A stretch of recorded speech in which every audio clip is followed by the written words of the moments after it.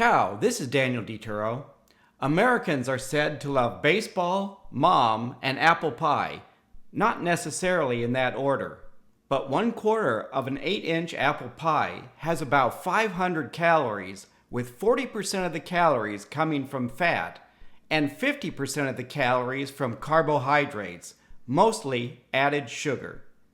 Mass-produced, store-bought pies can also have ingredients like partially hydrogenated oils, high fructose corn syrup, modified food starch, and dextrose.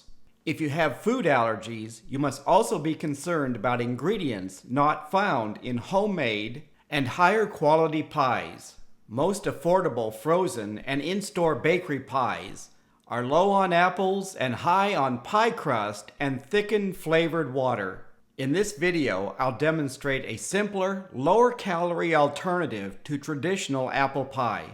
To make 8 to 10 servings, you'll need about 1.5 pounds of cooking apples. They can be any variety, and you can combine different apples to produce different flavors and textures. Peel, core, and slice the apples about 1/8 to 1/4 inch thick.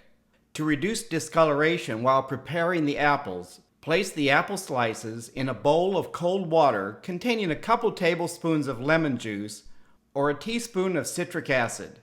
The remaining ingredients are 1 tablespoon of fresh lemon juice, 1/4 cup of granulated sugar, 1/4 cup of packed brown sugar, 2 tablespoons of all-purpose flour, 1/2 teaspoon of ground cinnamon, 1/2 teaspoon of ground nutmeg, and about 2 tablespoons of butter or margarine.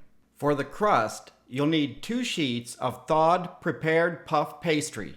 Position a rack in the middle of your oven and preheat to 375 degrees Fahrenheit. For easier cleanup, line 1 or more baking sheets with parchment paper. You can work with the puff pastry directly on the baking sheet or on any work surface. To make the tops for my pies, I'm using a 3-inch food ring. If you don't have a food ring, you can use a sharp knife to cut squares, triangles, or any shapes you like, including making lattice tops. The same food ring can be made to trim the lattice top to a circle. Bake the puff pastry per the manufacturer recommended time until brown. Drain the apples and coat with the lemon juice. Melt the butter in a large skillet over medium heat. When the butter begins to sizzle, add the apples. Stir to coat the apples with the butter. Cover the pan and cook about 10 minutes or until the apples are tender. Stir the sugars into the cooked apples, followed by the flour, nutmeg, and cinnamon. If desired, you can combine all the dry ingredients and add them at one time. Continue cooking and stirring until the liquid is thickened. Cool about 5 minutes and then you're ready to serve. Add the apple mixture to a 6-ounce ramekin or bowl and top with puff pastry. 4 ounces of apple filling topped with puff pastry has about 230 calories, 4 grams of saturated fat, 60 milligrams of sodium, 42 grams of carbohydrates with 12 grams of added sugar. By replacing the traditional pie crust with puff pastry, the serving size decreases by 1.5 ounces, but the number of calories by more than 50%. This version also has about 90% less sodium, while the number of carbohydrates is about the same. Over half is from naturally occurring sugar in the apples, not from added sugar. For variety, you can make apple-filled puff pastry.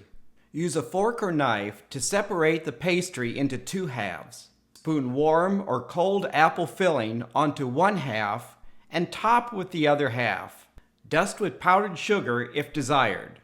One pastry has about 165 calories with 6 grams of added sugar.